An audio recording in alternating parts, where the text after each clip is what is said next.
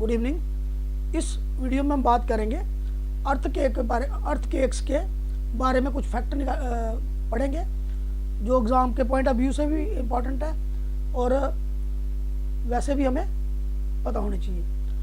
27 जनवरी 2010 को चिली में आए एक भूकंप जिसकी तीव्रता मैग्नीट्यूड जिसका 8.8 था, उसकी वजह से शहर की धरती ज़मीन जो है लगभग 10 फीट वेस्ट में पश्चिम में सर गई। इस भूकंप की वजह से पृथ्वी का जो दिन है वो भी छोटा हो गया था और अर्थ के रोटेशन की को भी हल्का सा फर्क पड़ा। वर्ल्ड हिस्ट्री में अब तक का सबसे जो डैमेजिंग डिस्ट्रॉइंग विनाशकारी जो भूकंप आया था वो आया था 23 जनवरी 1556 को। 23 जनवरी 1556 को चीन के शांसी शहर में आया था ये। इसकी वजह से लगभग 8,30,000 लोगों की मृत्यु हो गई। हर साल भूकंप की वजह से लगभग 8,000 लोगों की मौत होती है। पिछले 4,000 वर्षों में लगभग 1 करोड़ लोगों की मौत इसकी वजह से हो चुकी है।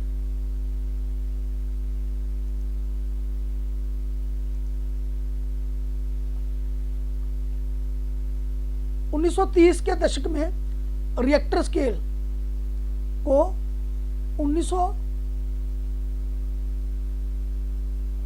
1970 के दशक में मोमेंट मैग्नीट्यूड स्केल MMS को 1923 में रिएक्टर स्केल को से इसको मेजर किया जाता था, लेकिन 1970 के बाद MMS मोमेंट मैग्नीट्यूड स्केल से इसको मेजर किया जाता है। 2004 में आए हिंद महासागर में आए भूकंप में इतनी एनर्जी थी कि वो अमेरिका के घरों और व्यवसायों को 3 दिन तक पावर दे सकता था। अर्थक्वेक में इतनी पावर थी, इतनी इलेक्ट्रिसिटी थी कि वो 3 दिन तक अमेरिका के सारे घरों को और सारे बिजनेस को एनर्जी दे सकता था। एक औसत भूकंप मतलब एवरेज भूकंप जो है लगभग 1 मिनट तक आ सकता है। हर 1 मिनट में माइनर होते हैं तो आ सकते हैं, लेकिन वो हर एक भूकंप जो है वो नुकसानदायक नहीं होता है। जापानी पुरानी कथाओं मतलब जापान के जो एंशिएंट स्टोरीज हैं में उनके मुताबिक नमाजू नामक एक विशाल कैटफिश को भूकंप के लिए उत्तरदायी माना जाता है। अकॉर्डिंग टू जो जापान की जो ओल्ड एंशिएंट स्टोरीज हैं उनके मुताबिक एक कैटफिश है जिसका नाम है नमाजू, वही ये भूकंप का कारण बनती है। इट जस्ट ए मिथ कह सकते हैं इसको, जहाँ उन लोगों की अपनी सोच है, बट एक्चुअली जो बिहाइंड द सीन है जहाँ कहा जा सकता है कि अर्थक्वेक के पीछे जो रीज़न है वो साइंटिफिक रीज़न है, तो वो हम बाद में पढ़ेंगे।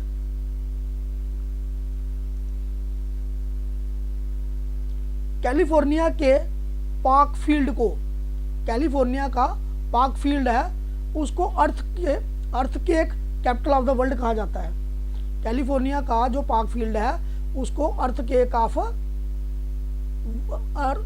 कैपिटल ऑफ वर्ल्ड कहा जाता है क्योंकि यहाँ पे बहुत ज़्यादा भूचाल आते हैं।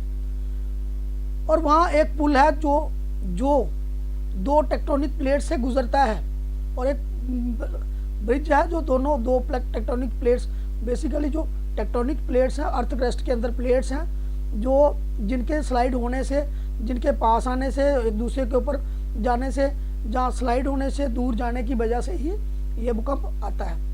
तो tectonic plates scientific reasons of earthquake ये हम नेक्स्ट वीडियो में पढ़ेंगे।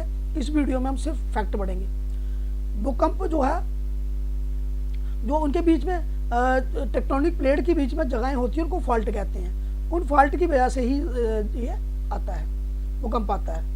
तो फोकस जहाँ हाइपोसेंटर क्या होता है, ज़मीन के अंदर का वो वाला पॉइंट, ज़मीन के अंदर का वो वाला पॉइंट, यहाँ से ये शुरू होता है अर्थक्वेक, उसको हम हाइपोसेंटर कहते हैं या फोकस कहते हैं। और अर्थ के ऊपर का पार्ट यहाँ पे वो निकलता है आकर के, जहाँ पे वो वेव्स निकलती हैं आके अर्थ के ऊपर के पार्ट को एपीसेंटर कहा जाता है।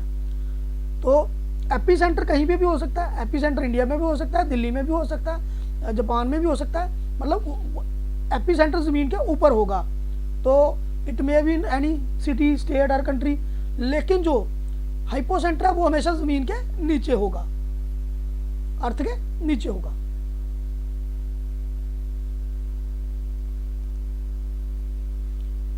प्राचीन ग्रीस का जो मानना था कि समुद्र के देवता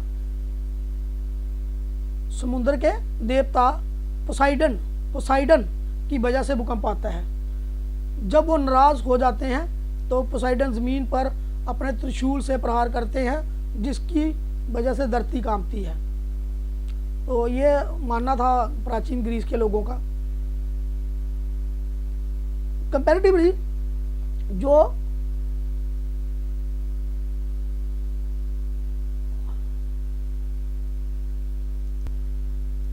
जो साउदर्न हेमिस्फीयर है, दक्षिणी गोलार्ध जो है, साउदर्न हेमिस्फीयर ऑफ अर्थ जो है ग्लोब का, उसमें साउदर्न हेमिस्फीयर में जो भूकंप ज़्यादा आते हैं और नॉर्दर्न हेमिस्फीयर में जो भूकंप कम आते हैं। साउदर्न हेमिस्फीयर में भूकंप ज़्यादा आते हैं और नॉर्दर्न हेमिस्फीयर में भूकंप कम।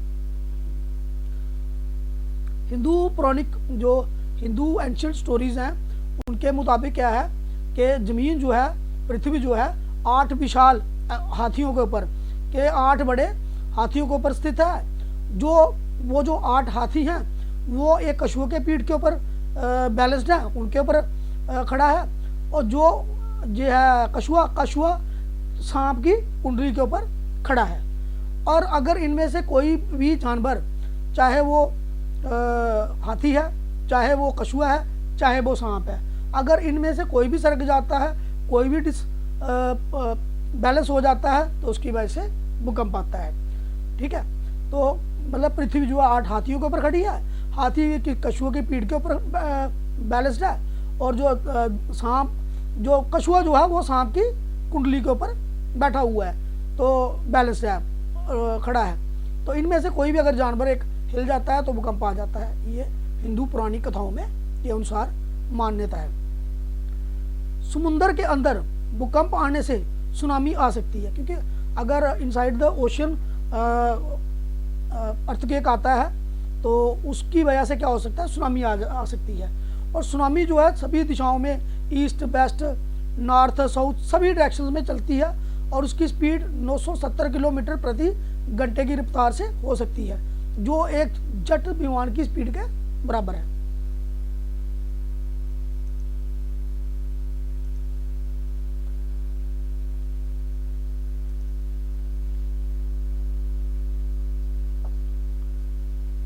अर्थक्वेक की वजह से सबसे बड़ा अवलांच हिमस्खलन अवलांच, यानी कि अवलांच क्या होता है कि बर्फ के जो बड़े बड़े पहाड़ स्लोप से नीचे गिरते हैं उनको बोला जाता है हिमस्खलन या अवलांच। 1970 में पेरू में आया था। इसकी वजह से 400 किलोमीटर प्रति घंटे की रफ्तार से तूफान आया, 400 किलोमीटर पर आवर की स्पीड से तूफान आया था, जिससे पूरा गांव तबाह हो गया, जिसमें 18,000 लोग मारे गए थे। भूकंप की वजह से सबसे खराब लैंडस्लाइड चीन में हुआ था, कोनसू प्रांत में, कोनसू प्रोविंस में हुआ था, और ये 1920 में हुआ था। इसकी वजह से 2 लाख लोग मारे गए थे। भूकंप की वजह से आई सबसे ऊंची सुनामी 1771 में जापान में आई थी। यह सुनामी 85 मीटर ऊंचे इशिगाकी द्वीप से जाके टकराई थी।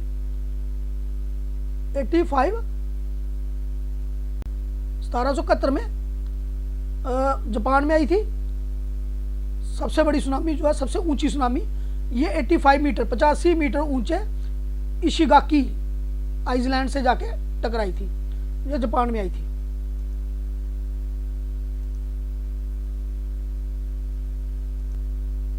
भूकंप से बचने के लिए जो घर बनाए जाते हैं इन अर्थक्वेक प्रोन्ड एरिया में, जो है वो बनाए जाते हैं पगोड़ा आकार के इस तरीके से होते हैं, ऊपर से पतले होते हैं, नीचे से उनकी पिड्थ बढ़ती जाती है।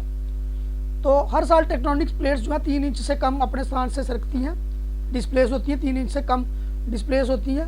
हालांकि समटाइम्स भूकंप जो है 20 सेंटीमीटर तक भी टेक्टोनिक प्लेट को सरकाने के लिए 20 सेंटीमीटर भी अगर प्लेट सरकती है तो उससे भी भूकंप आ सकता है। साइंटिस्टों ने 20वीं सदी के मध्य में center of the 20th century plate tectonics की थ्योरी डेवलप की थी।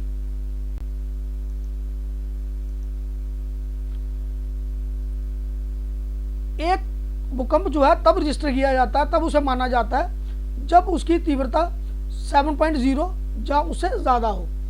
मतलब अगर उसकी जो स्केल है 7.0 से मैग्नीट्यूड ज़्यादा है तो उसको रजिस्टर किया जाता है। 3 या उससे कम तीव्रता वाले भूकंप को ज़्यादा महत्व दिया ही नहीं जाता है। 1906 में कैलिफोर्निया में आया भूकंप फोटोग्राफी जरिए रिकॉर्ड किया गया। फोटोग्राफी के जरिए रिकॉर्ड किया गया पहले सबसे बड़ी त्रासदी माना जाता है। 1906 का जो कैलिफोर्निया का जो ये था उस समय फोटोग्राफी से रिकॉर्ड कर लिया गया था, तो उसको माना जाता है कि रिकॉर्डेड जो है फोटोग्राफी रिकॉर्डेड सबसे बड़ा त्रासदी या सबसे बड़ा डैमेज अर्थक्वेक था। लगभग 2000 वर्ष पहले जियांग हैंग नामक एक चीनी खगोल शास्त्री जो था, तो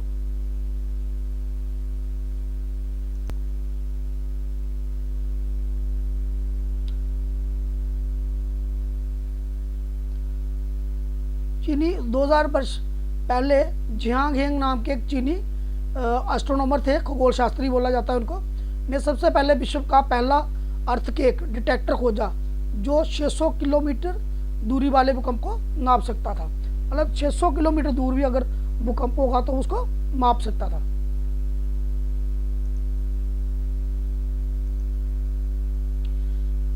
कैलिफोर्निया ये हमने पहले देख लिया। पृथ्वी के लगभग 80% जो भूकंप है वो रिंग ऑफ फायर के नज़दीक आते हैं। रिंग ऑफ फायर जो है ये प्रशांत महासागर में स्थित घोड़े की नाल के आकार का इलाका है जहाँ टेक्टोनिक प्लेट्स मिलते हैं। तो ये घोड़े की नाल की तरह सी शेप कह सकते हैं हम लोग इसको, एरिया है तो उसको हम रिंग ऑफ फायर कहते हैं। उसी एरिया में ये ज़्यादा आते हैं। 1201 ईस्वी में पूर्वीय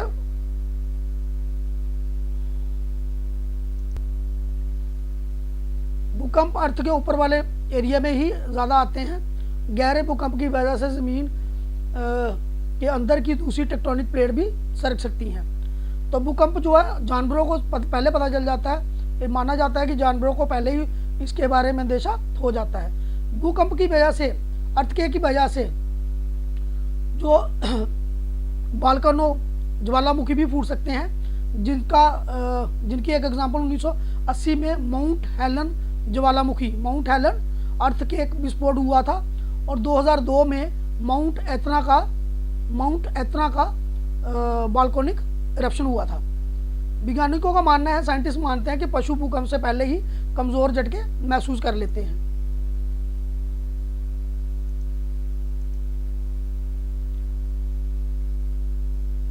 – 2004 में हिंद महासागर में आया एक भूकंप 10 मिनट तक आया था, जो अब तक का सबसे लंबा भूकंप है। 2004 में इंडियन ओशियन में आया जो अर्थक्वेक था, ये अब तक का सबसे लंबा माना गया अर्थक्वेक है। 10 मिनट्स तक रहा। 1880 में एक अंग्रेज जॉन मिलने ने सिस्मोग्राफ का आविष्कार किया। जो सिस्मोग्राफ जो है इसकी तरंगे, अर्थक्वेक की तरंगे सिस्मिक, उन तरंगों को बोलते हैं सिस्मिक वेव्स को बताती है। अमेरिकन वैज्ञानिक Charles Richter, American scientist Charles Richter ने 1935 में रिक्टर स्केल की खोज की। हर साल 2.9 जहाँ इससे कम तीव्रता वाले लगभग, मतलब 2.9 स्केल जहाँ बिलो 2.93 भी कह सकते हैं, 3 से कम वाले जो अर्थक्वेक हैं लगभग 13 लाख भूकंप आते हैं।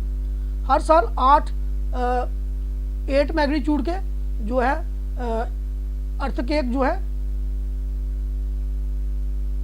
हर साल 8 तीव्रता से ज़्यादा वाला एक भूकंप, मतलब 8.0 से एक भूकंप कम से कम एक हर साल आता ही आता है। तो सबसे अधिक तीव्रता वाला जो है, सबसे अधिक तेज मैग्नीट्यूड वाला 9.5 मैग्नीट्यूड वाला जो अर्थक्वेक था वो 1960 में 1960 में चिल्ली में आया था। वो हमने ऑलरेडी पीछे पढ़ा है। चिल्ली का जो 1960 वाला ये अर्थक्वेक था, it is was most devastating, most destroying earthquake of the world till date. आज तक का माना गया सबसे बड़ा अर्थक्वेक था।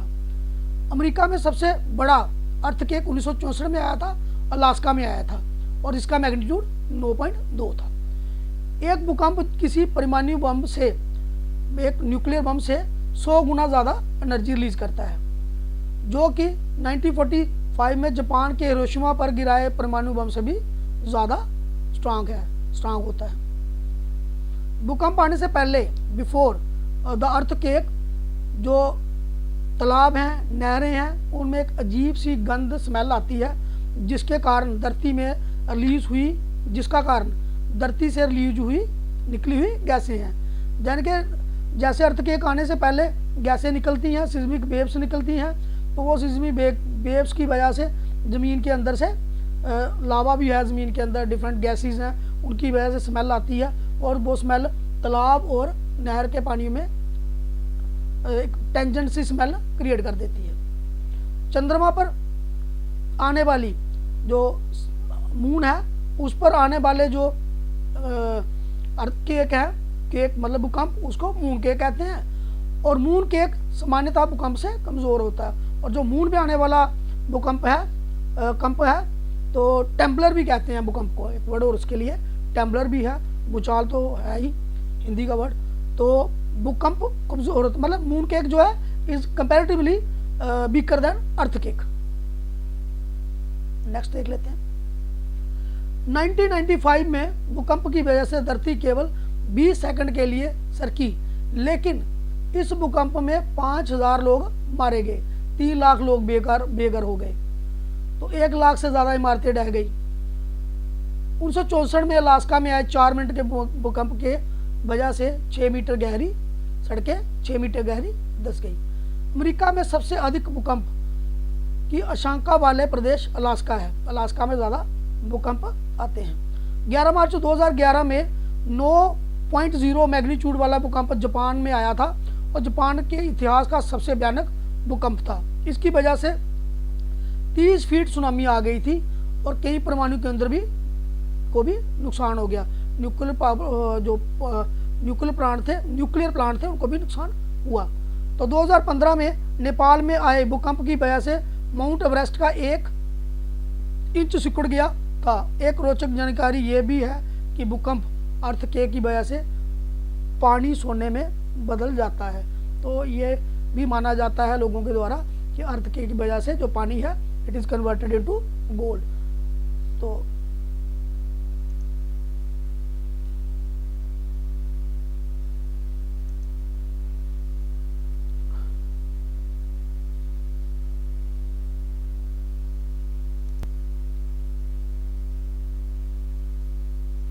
हमने पीछे वीडियो में बात की थी पैगोडा स्टाइल की, कि भूकंप से बचने के लिए पगोड़ा स्टाइल के मकान बनाए जाते हैं। तो पगोड़ा स्टाइल ये होता है, पगोड़ा स्टाइल इस तरीके का जो स्ट्रक्चर होता है, इसको पैगोडा स्टाइल स्ट्रक्चर कहा जाता है।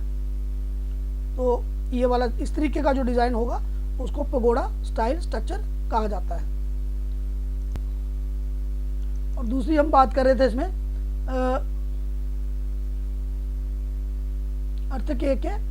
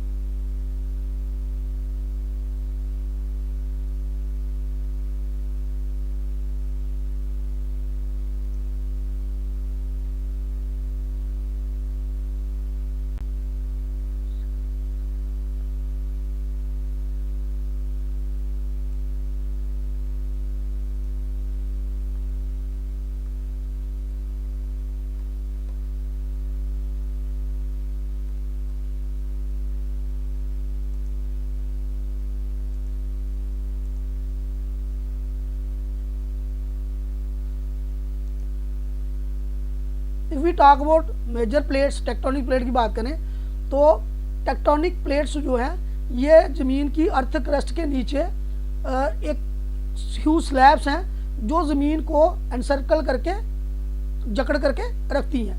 तो ये जो प्लेट हैं ये 7 मेजर प्लेट्स हैं। उनमें है African plate, Antarctica plate, Eurasian plate, Indo Australian plate, north American plate, Pacific plate और साउथ अमेरिकन टेक्टोनिक प्लेट्स। ये मेजर 7 प्लेट्स हैं। तो लेट अस सी, अगर इस वाले इमेज में आपको दिख रहा होगा तो ये Pacific plate, Indo Australian plate, Eurasian plate, Pacific plate, ये जो है प्लेट्स जो है कुछ फिलीपीनी प्लेट्स, ये छोटी प्लेट्स हैं। ये प्लेट्स जो है वो अर्थ को बाइंड करके रखती हैं। ये अंटार्कटिका प्लेट, तो हमने पढ़ा 7 मेजर प्लेट्स हैं, बाकी स्मॉल प्लेट्स हैं। तो ये प्लेट्स जो हैं इन्हीं के खिसकने से अगर ये एक दूसरे से दूर जाती हैं, या एक दूसरे के साथ कोलाइड कर जाती हैं, या एक दूसरे के ऊपर नीचे स्लाइड भी कर जाती हैं। तो इन तीनों केसेस में क्या होता है कि इनकी वजह से जो अर्थक्वेक बनते हैं।